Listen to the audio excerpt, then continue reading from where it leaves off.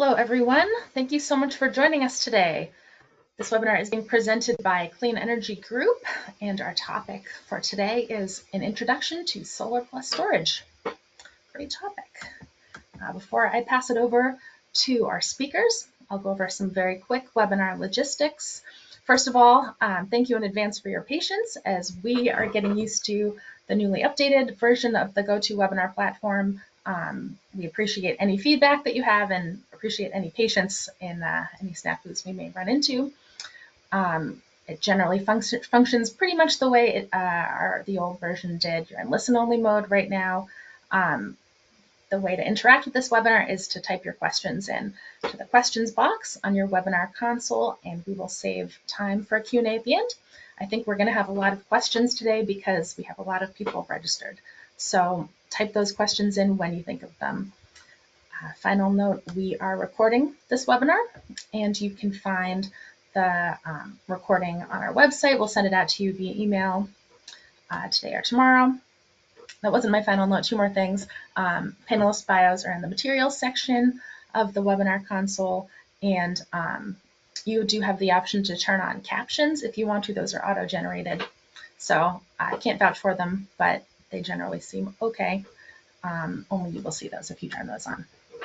So with that, I'm happy to now introduce my colleagues who are our presenters today. Seth Mullendor, he is the President and Executive Director of Clean Energy Group, and Marielle Mango is Project Director here at Clean Energy Group. So first, I will pass it over to Mari.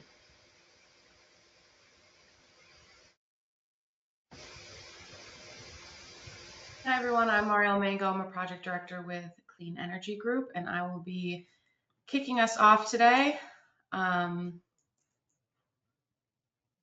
Just a quick intro on us to Clean Energy Group. Clean Energy Group is a 501c3 nonprofit. We operate nationwide, and our staff is increasingly remote. CEG works at the forefront of clean energy innovation to enable a just transition to clean energy, and we really focus on the urgency of the climate crisis by providing innovative technical support, economic and policy solutions, really educational awareness, things that support communities and community-based organizations to participate in the clean energy transition. I encourage you to check out our website to learn more about our work.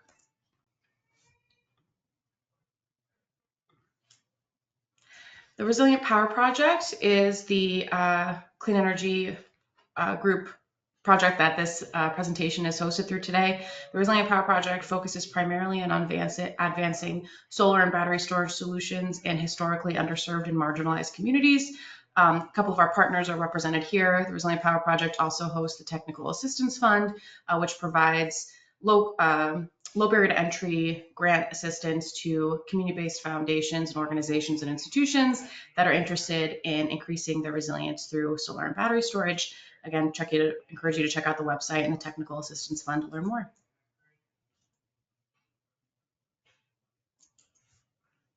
Another shout out to the Technical Assistance Fund. We're celebrating 10 years. We're glad to be able to offer this webinar today under the banner of 10 years of technical assistance. So if you're interested in learning more about how CEG can support your organization in making your facility or your community more resilient, please reach out to us. Great. So today we're focusing on understanding solar and storage, a report that we recently re-released with answers to commonly asked questions about solar PV and battery storage. The original version of this report and the original webinar that went along with it was from 2020, and we've had since then updates to technology, impacts on the environment, federal incentives. A bunch of our topics had to be updated, and we thought it was worthwhile hosting a webinar to talk about these. So the following sections will be highlights of ones that we had some substantial changes to, but I really encourage everyone to read the report and reach out with any questions. We're going to try to leave as much time at the end for questions as possible because we anticipate many. So kicking it off, is solar and storage an effective backup power solution? This is a question we get a lot. Solar and storage is a reliable and effective backup power solution, and really when you're considering investment in the size of a system, the limitation isn't on the technology, it's mostly economics is the limiting factor. So some questions you have to ask yourself when developing solar and storage for your backup power is, what do I need to be backed up, right? And for how long? So is it an entire facility that you're looking to support in the event of a power outage? Is it specific designated areas, which are otherwise called critical loads? How do you work that out in terms of what needs support and for how long is the big question for how to size a system and what realistically makes economic sense. Loads commonly designated as critical, or if you can't support an entire facility, a lot of folks focus on outlets for charging electricity dependent medical equipment, heating and cooling to a specific area of the building, refrigeration for temperature regulated medication and food, well pumps, lighting, things like this can be supported through solar and storage reliably and for varied from hours to days in some instances. You can really back up your battery storage system should work for as long as the sun is shining in many ways, but it's really up to the size of the system. I like to include here both the solar and storage kind of system design, which is the image here that we have from the report, and it gives an overall idea of how backup power is provided and through a transfer switch, which means usually instantaneous. It can be instantaneous power in the event of an outage. A lot of folks that we work with don't even know that there was a power outage right away because their system so seamlessly went to solar and storage and disconnected from the grid. The idea here is when an outage occurs, the transfer switch isolates the solar and storage system or islands it from the grid and allows that solar and storage system to really support the loads that it's attached to without having to miss a beat. Some considerations when you're thinking of investing in solar and storage instead of the traditional fossil fuel backup power generator options, which historically has been diesel, but increasingly natural gas is also an option. But when you're looking at the economic benefits, the upfront cost of solar and battery storage is less economic, more expensive than most upfront costs for a fossil fuel power generator, right? But when you consider the economic benefits of solar and storage over diesel generator, especially depending on the utility territory you're in, you could have actually a much longer, much better investment by investing in solar and storage for the economic benefits, and we'll dive into those later. It's less maintenance, there's reliability and resilience benefits. We've had time after time again heard about health and community partners who have well-maintained diesel generators, and in the event of an outage, they still failed. They were prone to fuel shortages, just issue after issue, even in kind of the best case scenario. Solar and storage typically doesn't have or has less of those issues, which is a big benefit. There are health and safety benefits. In addition to the less maintenance, it doesn't emit toxic fumes or pollutants, and it's a flexible technology, right? So you can pair solar and battery storage with fossil fuel power generators. We do this often if our partners have existing fossil fuel generators and they're not at the end of life yet and they want to incorporate them to the system.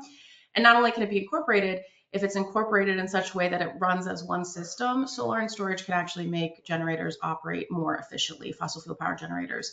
So it's a flexible technology. We also have partners who are working on mobile systems, which are a really innovative way to get out solar and battery storage resources to folks in the event of a power outage during emergency management support.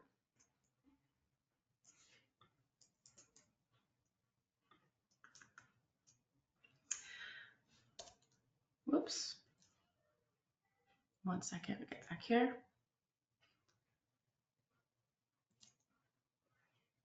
Great.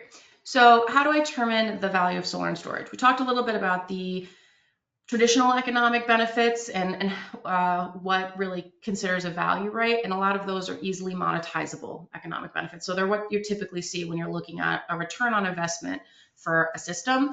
And that often, when you're looking at that for value, is how does this lower my utility bills, right? How does it pay for itself over time by offsetting the costs that I'm already paying on to my utility company? So solar can offset those bills through net metering. Battery storage can support revenue generation through grid services programs and by reducing demand charges. There are really multiple revenue opportunities for battery storage in particular if the utility offers a grid services program.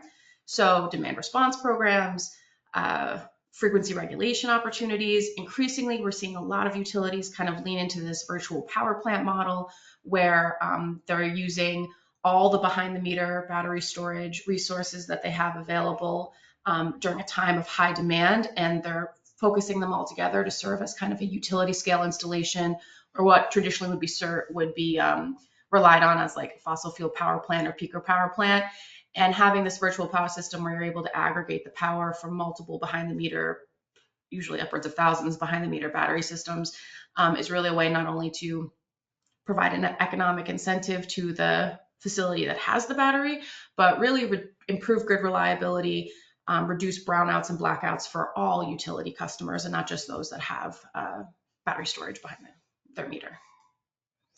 Some value streams that are harder to monetize that we still consider very much values of solar and storage are health and safety. We talked a little bit about this, being able to access local backup power in the event of an outage at a critical community facility or in your own home, and not having to travel for ambulatory services or to a hospital for support, because you can access backup power to charge your medical equipment, get updates as to emergency updates, access food and kitchen, things like that.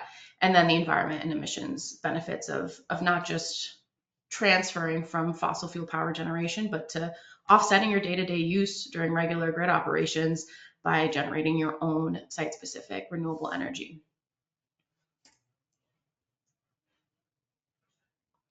So I like to include this case study. I think it's a good example of how you can value a solar and battery storage system, both through the traditional economic benefits of like utility bill reduction, as well as through some other new pathways.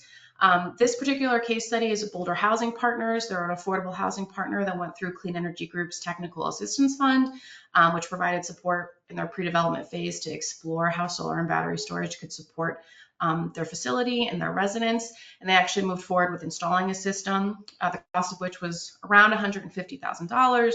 And their payback was just under 20 years for this particular system, if you're looking at the specific economic benefits, but they valued it more holistically. Not only were they seeing upwards of $1,100 a year on utility bill savings and upwards of $450 for demand charge electric savings, they calculated their avoided cost of outage. So they knew they had about upwards of 3 power outages a year that were upwards about 3 hours a year. And they calculated how much do I lose for every hour of power outage at my facility. And they actually used that calculation in their analysis to see what their true payback would be. And this is not typically included in a lot of like value streams for solar and storage, but it should be. And the problem with it is it's a little bit more resource intensive. It really depends on the industry you're in and your particular facility. But once you calculate it, it's a real savings that folks see year to year as we experience at least typically the same amount of power outages year after year or more, and as we deal with the impacts of climate change and more natural disasters and severe weather. So you can see here on the slide, they had emissions reductions of 40,000 pounds of CO2 emissions, increased resilience. They had a resilience hub for their tenants, who were the residents who were able to access reliable backup power in the event of an outage in a space that they trusted with a community that they knew, and they reduced their emissions from having an otherwise would be fossil fuel power generator.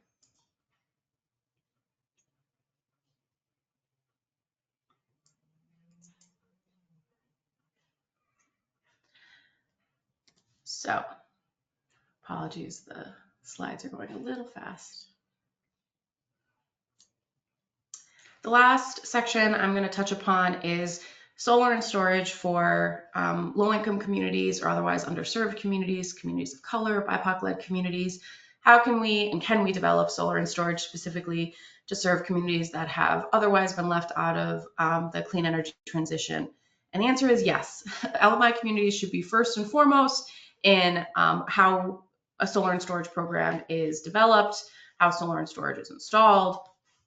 The important part here is that low to moderate income communities, as well as communities of color, medically vulnerable communities, oftentimes you're dealing with higher energy burdens. Their utility costs cost more than a middle income or wealthier community would for the amount of income that their household has. Their first and worst impacts of climate change. These communities face longer roads to recovery in the event of an emergency. They have longer duration power outages. A huge part of this is grid vulnerability from years of neglect and disinvestment. You'll see there's overlap between low-income communities and frontline communities, environmental justice communities, So these communities are really dealing with a disproportionate impact of climate change and the consequences of climate change while not having access to the same resources that would help combat this problem, right? So these programs should really be focused in low-income communities, and how can we develop them to benefit?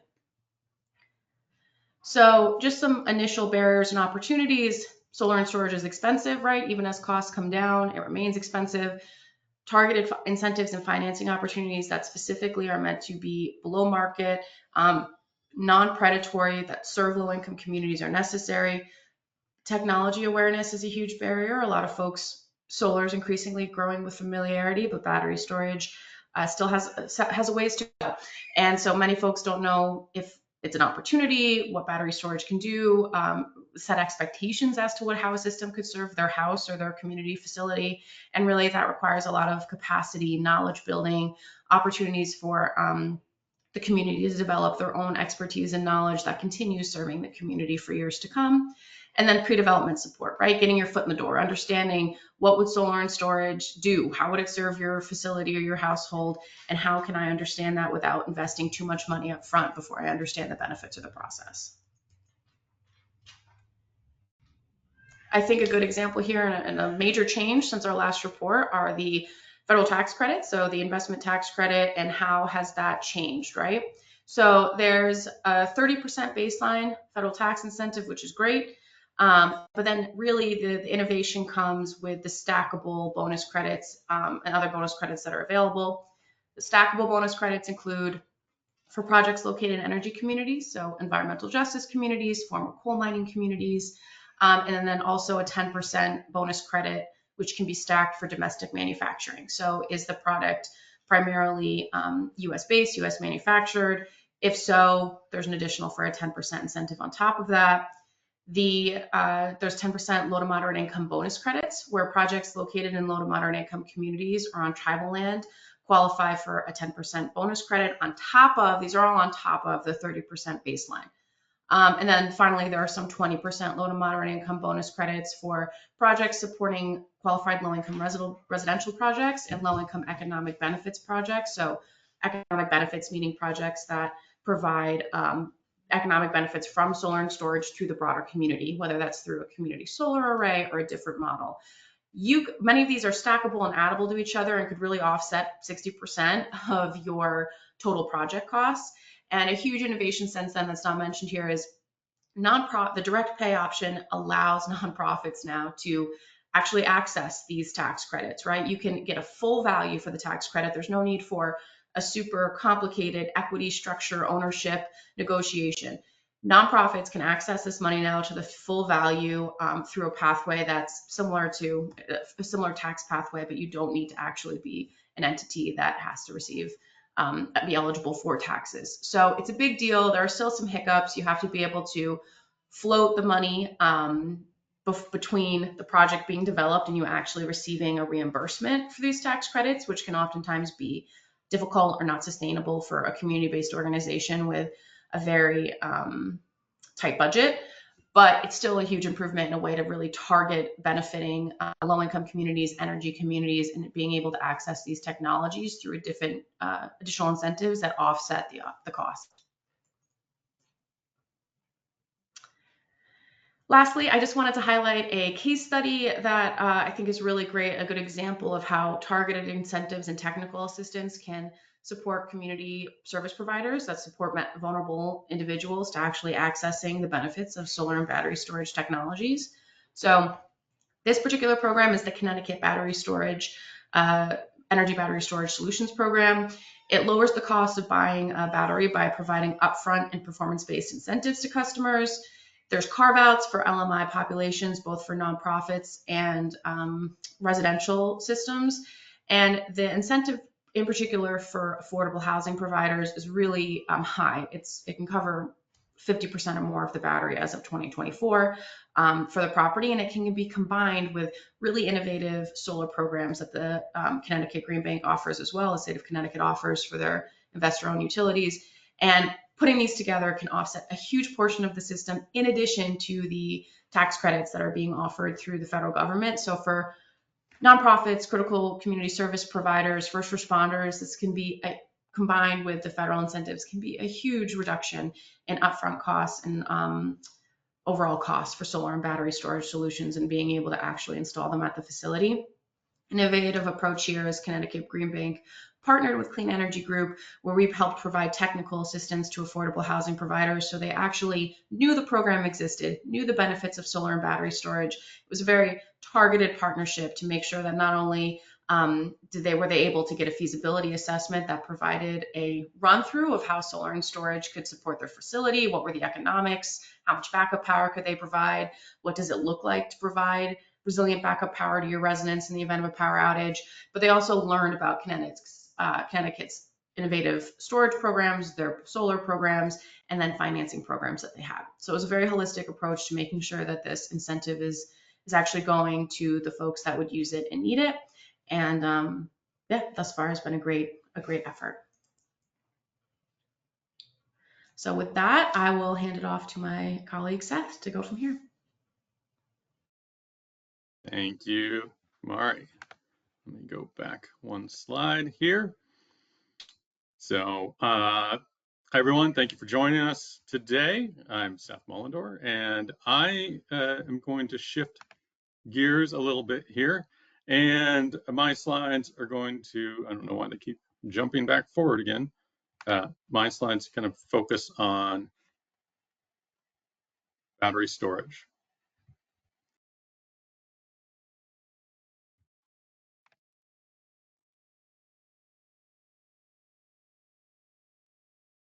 I'm trying to get back to the slide. I don't know, Sam, something's going on Sorry, here. Seth, do you want me to run them? Maybe they're just being Yeah, I guess so, because it was going forward without me doing anything. Sorry about that. So I'm going to start off with what different types of batteries are available and which one is right for me. It's a topic in the understanding solar and storage. So we left the battery technologies that we cover the same as we did in 2020 with lead acid batteries and lithium ion batteries. There are a number of other kind of contenders out there for stationary storage, but as it exists today, honestly, the market is mostly dominated by lithium ion batteries. Lead acid still is a viable and cost-effective technology for projects that are mostly doing backup power. So we kept that in there as well. Honestly, I think if we update this again in a few years, which hopefully we will do, we'll be looking at another technology at that time. But we're not there yet. I'll talk a little bit about the contenders though before we move on. As I said, really the market's dominated by lithium-ion batteries right now. But you'll see when you look at lead acid versus lithium-ion, lead acid has a lower upfront cost. The installed cost per kilowatt hour is significantly less. But when you look at the other attributes, depth of discharge is how much of the energy in the battery can you get out before damage can happen to the battery. You see that lithium ion tends to have a higher depth of discharge. It also has a much higher cycling. So this is the charge and discharge of the battery and the degradation that occurs over time when you do that. Batteries can have, lithium ion can have a very high cycling life compared to a lead acid battery. So when you actually look at the full lifetime use of the battery, if you're just going to be doing backup power, once or twice a year or a few times a year, lead acid is still a viable alternative, and I wouldn't sway people away from that. But if you're looking to do more to discharge a battery for energy savings, to participate in grid services programs, lithium ion is probably the way to go. And you'll see it at the bottom with the expected useful life.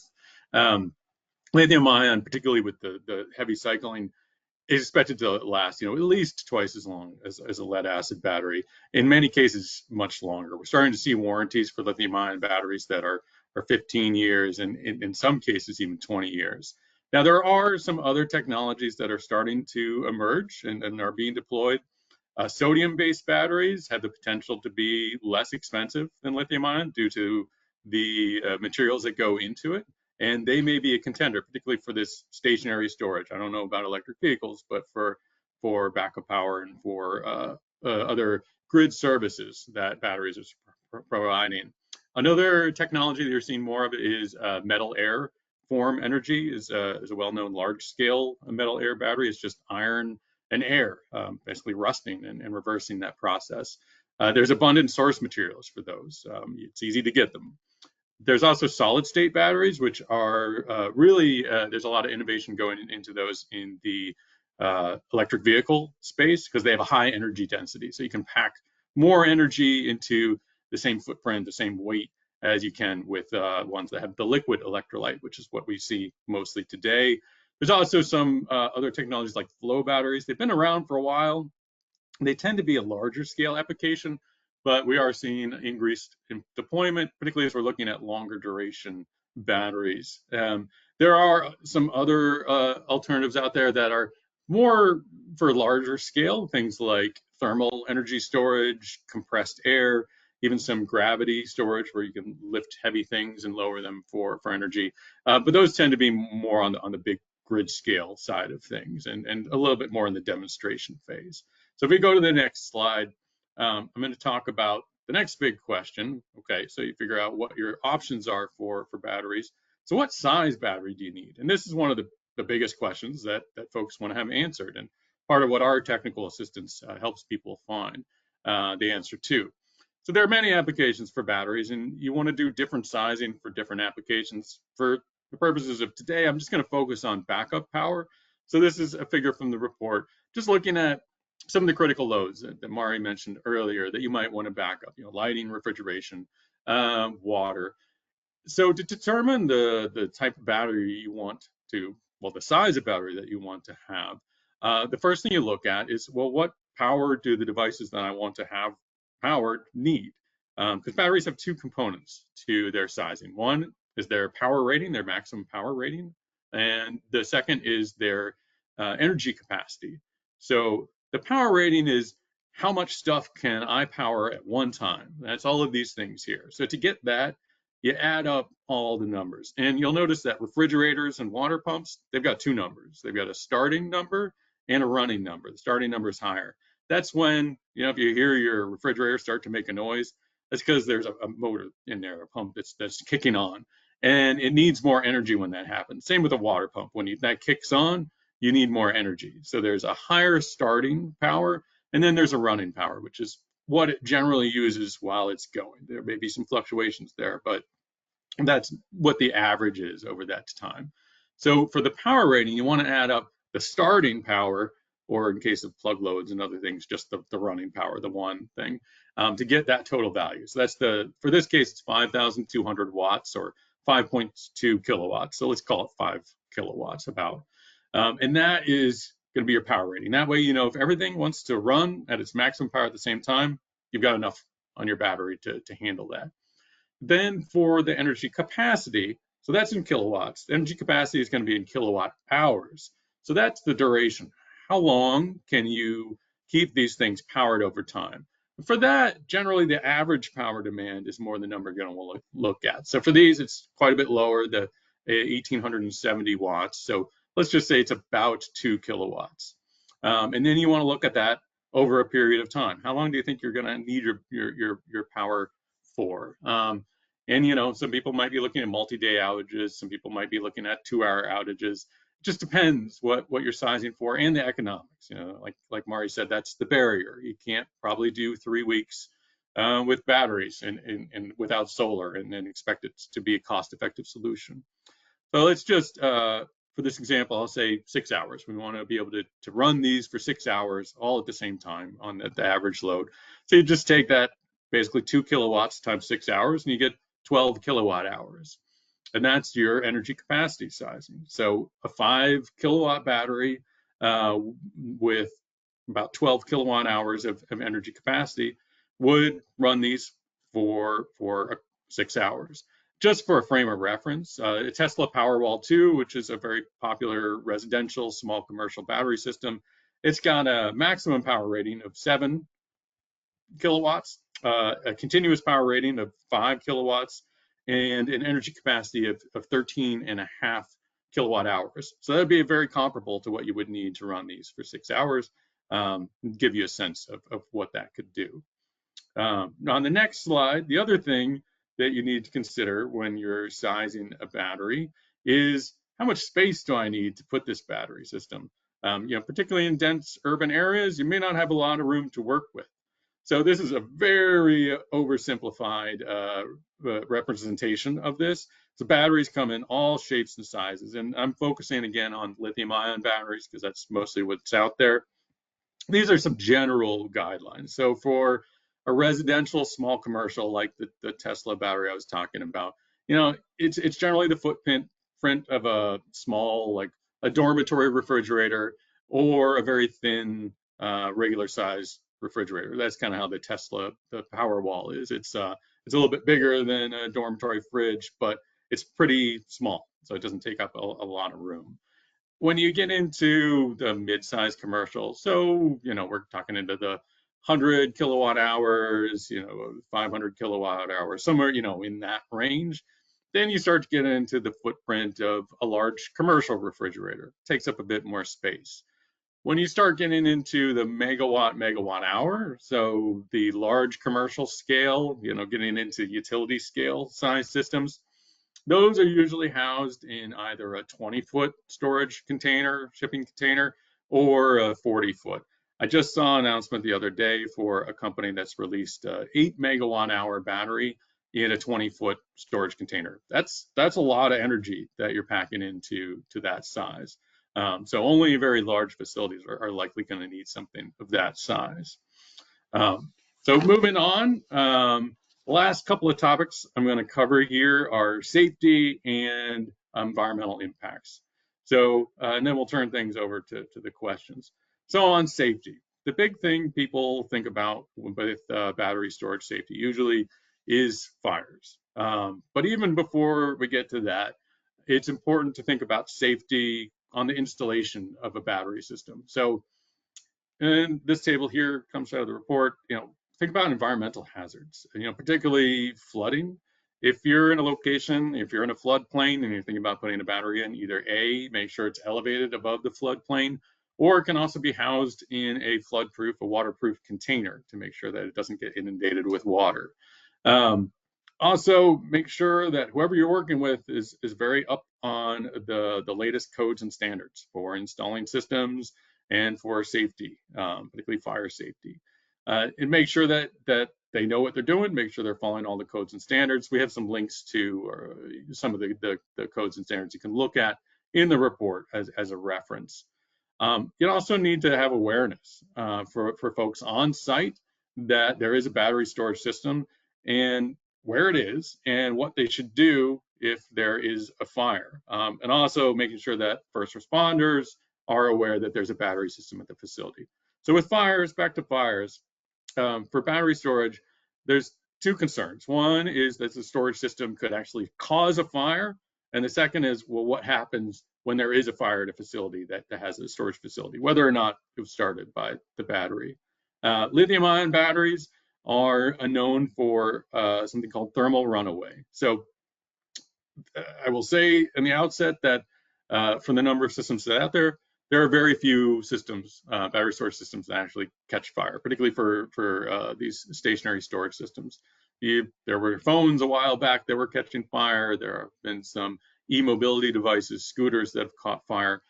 There are some battery storage facilities that have caught fire. There have been some very high-profile events, but it is a fraction of those that are deployed. The thermal runaway, just so you know, it's basically heat starts to be built up in a battery cell, and the heat increases faster than it can be dissipated by the battery. So it builds up over time, gets hotter and hotter. This eventually can lead to the battery combusting, catching a fire. And if the cells aren't adequately separated from each other, it can cascade and the other cells can catch fire and it can turn into a rather big fire. And they are challenging to put out, as I'm sure some of you have seen. I will say that some of the battery chemistries being used now, lithium ferrophosphate, that's lithium iron, they have less likelihood for thermal runaway, so they are considered less of a fire hazard. So that is a concern. You want to make sure that you're using vendors that have been approved and gone through the whole process to make sure you're getting a quality battery system. So when a fire does occur, whether it's the battery causing the fire or not, there are some additional considerations. Well, another consideration for helping to prevent a fire is temperature controls. Some battery storage systems, particularly larger ones, may need some kind of cooling to make sure they don't overheat. Some actually need heating as well if you're in a very cold environment, just to make sure that they are able to operate efficiently and not have too much resistance. So a consideration for when a battery catches fire is proper venting. If you have your battery system outdoors and it's not in some sort of enclosure, that's probably not going to be an issue. It's going to vent to the outdoors. But if it is within a building or if it's in a self-contained structure, you need to make sure there's proper venting. There was a fire at a battery system in Arizona a few years back where gases built up in a structure. Firefighters came, opened the door, and there was an explosion. And some folks were injured in that. So that's important. Also, fire suppression, of course. It's just making sure that you have the proper equipment in place to be able to suppress fire when it occurs, and also that firefighters and first responders have the proper training. So making sure that awareness that there's a battery there and that there's proper training. And there are programs out there to train firefighters in battery fires. Most experts agree that the best way to minimize and prevent injuries from fires is incorporating monitoring devices so that you know what's going on and will detect fires early and alert on-site personnel. The other thing is just having fire suppression and proper ventilation systems to minimize the risk when people do arrive at the scene. Okay, next slide. And this is my final topic that I'm going to go over is environmental impacts of battery storage. And I'm going to again focus on lithium-ion batteries. In the report, we talk about lead-acid batteries as well, which the biggest thing there is basically it's lead. Lead is toxic. When you're thinking about batteries and the environmental impact, you need to be thinking about extraction, production, operation, and end of life of the batteries. For lithium-ion, most of the focus is on the extraction and end of life. Operation, as long as everything's going well, they don't produce any gases. There's no harmful materials produced by the operation of a lithium-ion battery. So on the extraction side, there are some environmental impacts, of course. There are materials and metals that go into these. Lithium, there are some concerning water use, environmental impacts for a lot of the lithium mining practices.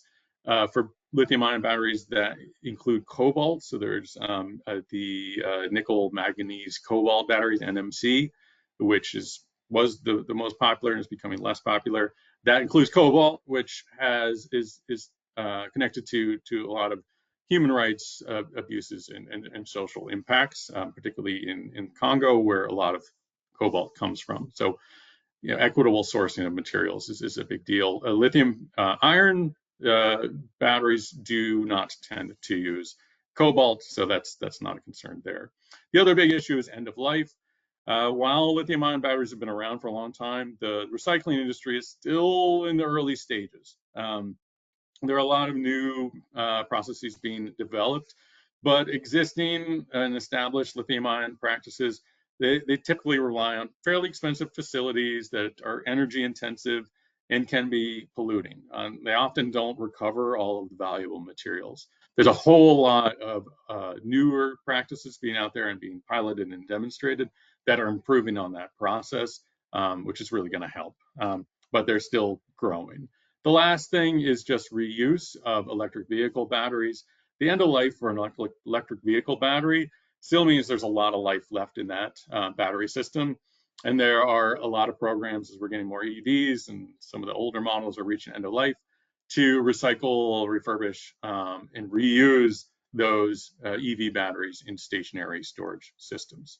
So there's a lot of potential there for EV batteries to have a second life.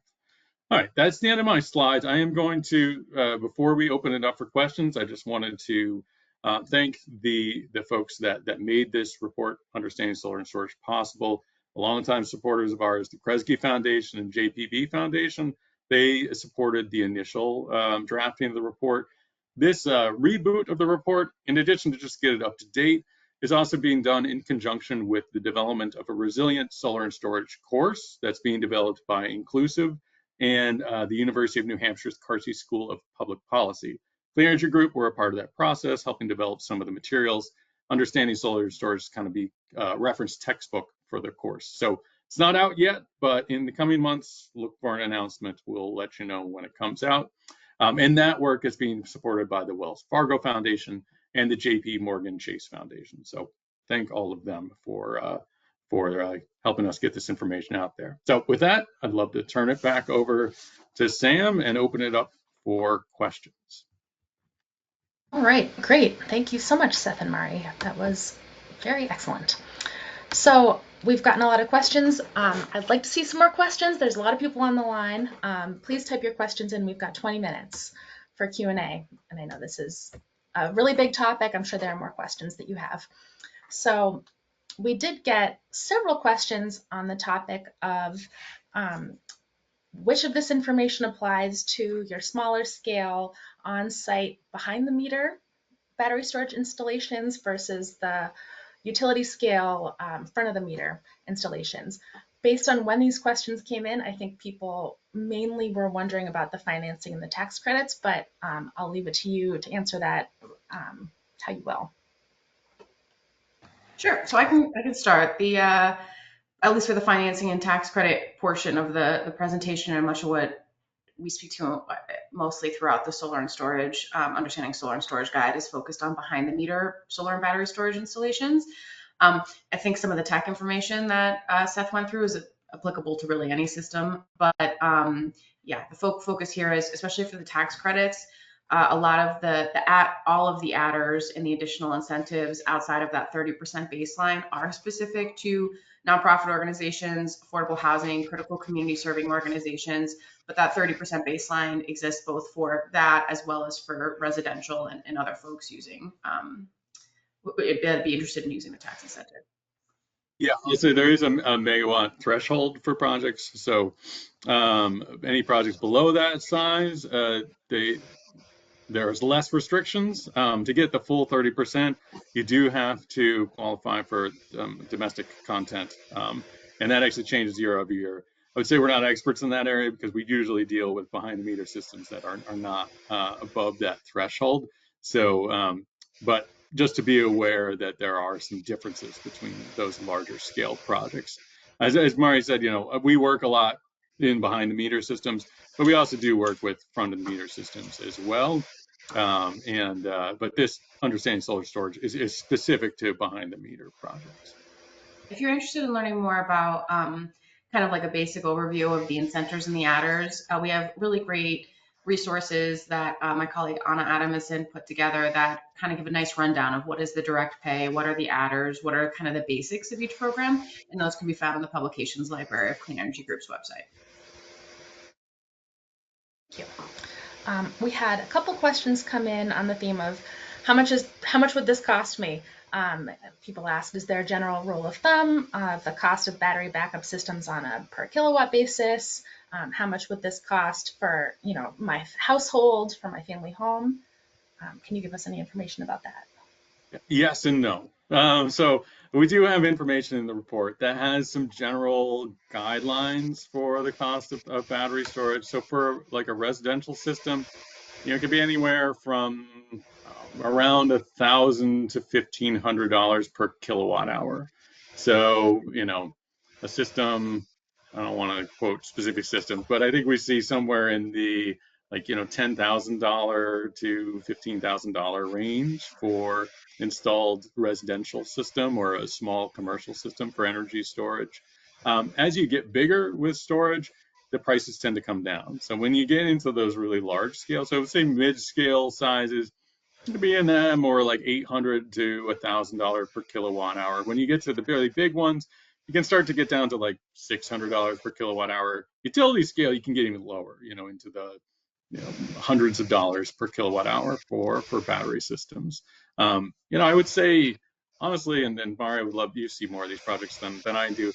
But oftentimes it's fairly comparable between the costs of solar and the battery system, depending on the sizing of the systems. Yeah, I would agree with that. I think we work with a lot of community partners that have facilities ranging from the size of someone's house to, a public school or something like that. So it really depends. And increasingly, a lot of partners are to Seth's point, oversizing their battery, especially now with the incentives that certain states have. So I know it's not an exact answer, but it's definitely the economics are getting better and better. And actually, a lot of places are encouraging larger batteries, which is great because the only real stopgap in developing a project and how much backup power you can have through solar and storage is economics. So I would encourage folks who can get their own solar and battery storage assessment, whether it's at their house or for their critical facility. Thanks. And I have an interesting follow-up question here. What can you tell me about the cost comparison for battery backup versus a diesel-powered generator?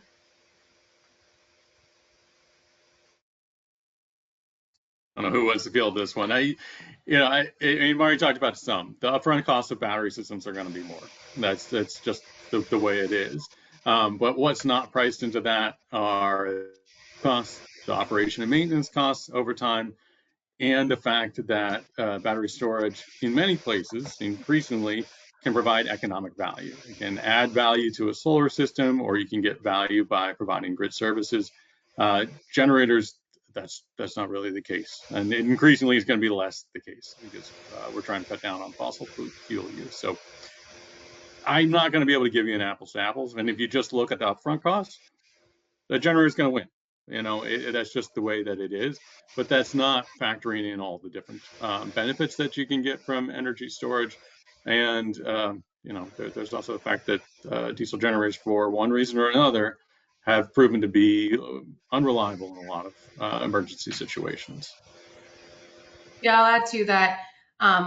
Working with critical service providers and affordable housing, especially, increasingly folks have been going towards all electric for new builds or when they're doing like a deep rehab of a project. And so when they are looking for backup power and they want to do like natural gas, for instance, it's actually really expensive if it wasn't already there before to extend the gas line to serve as the backup power generator. So we increasingly have folks that we work with that say, can you include offsetting the cost of this gas line extension for our backup power generator as a savings if we went towards solar and storage, because we wouldn't have to do that. And that's been 15 to upwards of $5,000 to $15,000 or more. And basically saying we're going to invest in all electric, including solar and storage backup power generation, instead of bringing out natural gas. So I think, to Seth's point, just another way of saying there are a lot of different avenues to how you value it versus like if you saw solar on a Home Depot shelf versus a generator, right? That's going to be a different comparison. Thank you. Someone wants to know, there's a lot of financing and economics questions here. Someone wants to know if you have suggestions for a tool or a calculator that could help estimate specific costs based on your building properties, square footage, watt usage, etc. So again, this is a little bit of a tough one. There's a lot of great solar tools out there. But I'm guessing that this person wants to know for energy storage. There is a tool out there that was developed by the National Renewable Energy Laboratory called REOPS Lite. It's a great tool, and it's a great way to get a first pass estimate. You can just look up REOPT Lite, and you'll find it. And I think the one downside is that you can do a lot with it, so it can be a little bit overwhelming. It's not necessarily for non-technical folks. We do have a webinar on how to use it, so you can look at that in our resources. But that's the only one that I feel like I've really come across in our work that we consistently recommend with an asterisk. Okay, thank you.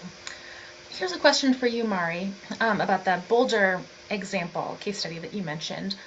Someone wants to know, how did you find the avoided cost of outages? What factors were considered in figuring that out?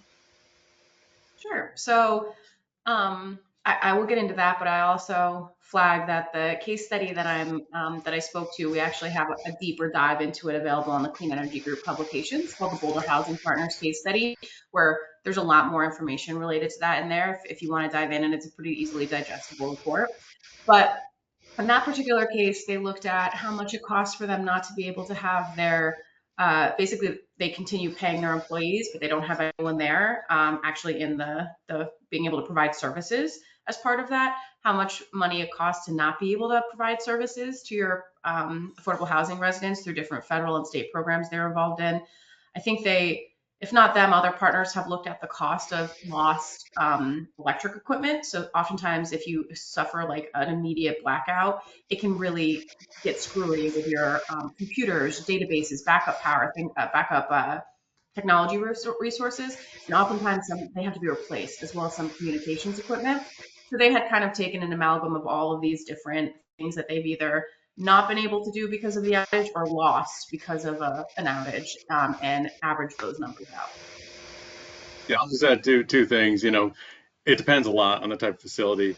We do a fair amount of work with community health centers, and some of those health centers have lost hundreds of thousands of dollars worth of vaccines during an outage. So that's a huge loss. Not everybody's going to have that.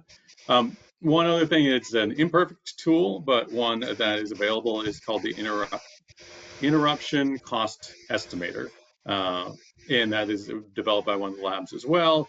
It's not very granular. It's a very blunt, I feel like, instrument to do it, but it will look at where you are in your utility and the outages, what type of facility you are, residential, small commercial, large commercial, and give you a number for what the value is. So that is something that, as a starting point, if you don't know how to get started, you can at least look at that and get a number that's justifiable. Thank you. We have a question here about interconnection requirements for behind the meter on-site battery projects. And relatedly, that person wants to know if there are states that have more capacity to build more battery energy storage projects than others. So I can let you get into the deep dive, but I will just highlight that it is one of the top three issues that we're seeing with our partners and the Technical Assistance Fund and community-based partners in general, health clinics, things like that, is not getting a system installed, getting it operational because of the interconnection queue. So it's a major issue, and it does depend on where you're located and where you live. But a lot of places that have some of the best incentives and the best economics for solar and battery storage have the longest interconnection queues. And it's a major issue that needs to be addressed, or you're just going to keep having a longer and longer line, and these systems basically sitting in community facilities unable to be used because they just can't be turned on. Yeah. And I can't tell you where there's plenty of capacity. The only folks that really know that generally are the utilities themselves. So we recommend, as early as you can in the process, start talking to your utility. Get a sense of what you will be able to do and what you won't be able to do early on, so that you go into the process knowing that. I mean, we've seen projects just completely derailed because they're going to require, $10,000 interconnection study or $100,000 interconnection study that make the economics just infeasible. So having those conversations early, or working with a technical provider that can get that information for you, we recommend doing that if you can. Great, thank you. Someone wants to know, how close are we to vehicle-to-grid applications being widely available, and how might that change value considerations for battery storage? Yeah, I was just at a national park this weekend, and somebody had a Ford Lightning there, which is they've got a vehicle-to-grid availability there where you can back up your house. It's happening. Most of the programs that are out there right now are pilot projects. So in a lot of cases, you can't just plug your electric vehicle into your house and have them work and talk to each other. The F-150, the Ford Lightning, they do have a program where you can do that. I think they're working with Sunrun on that. But in most cases, it's still coming. A lot of cars are being built with that two-way communication technology in there, so that when it does come, it'll be ready to go.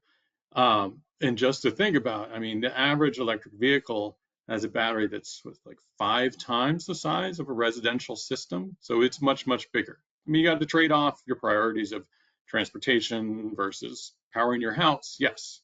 But it's a much, much bigger battery that you're already buying when you buy your car. And increasingly, you can get EVs for with an incentive about the same price as you can for an internal combustion engine car. So once we get there, and we are getting there, that's going to be a game changer. And it's an area that we're watching a lot. And I know, Mari, if you want to speak to it, more and more projects we see are incorporating at least EV charging into their considerations for developing a system.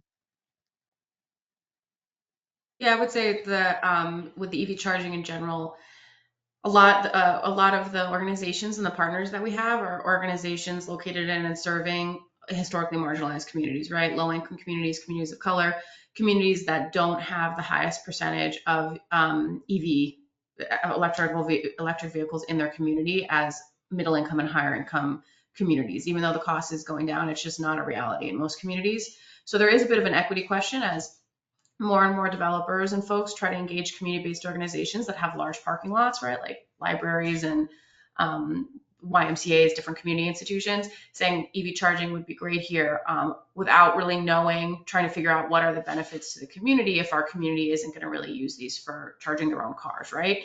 But you're choosing us because we're located next to a highway, or it's central for another community that doesn't want to have to look at EV parking charging infrastructure in their community, right? Like not in my backyard type thing. So there are opportunities, right? Like we have a lot of folks who are partnering with first responders and other emergency support folks to say, okay, you're the priority for charging your vehicles here in the event of an outage.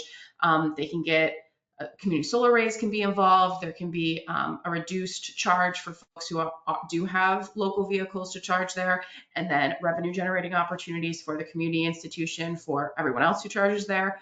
There are opportunities, but I just wanted to highlight that it's kind of another pathway where there's like a lot of growing excitement, and there should be, without necessarily like the same amount of equity considerations being taken in. And it's kind of like learn as you go, and community organizations, low-income communities should be at the forefront of this infrastructure being developed, but they should be at the forefront, not just because their property happens to be located in a community they want to be developed at. Thank you. We got a lot of questions about your prognostication for the cost trends here, crystal ball questions. Are costs going down, especially for lithium ion? Is more widespread adoption bringing the cost down in a significant way? Yes. So they are. Now, we had a bit of a hiccup when we had a bunch of supply chain issues, and people might have heard that inflation caused some issues with prices going up as well. So there was a bit of a lull in the declines, but we're back on track. So the prices of lithium-ion batteries are going down again.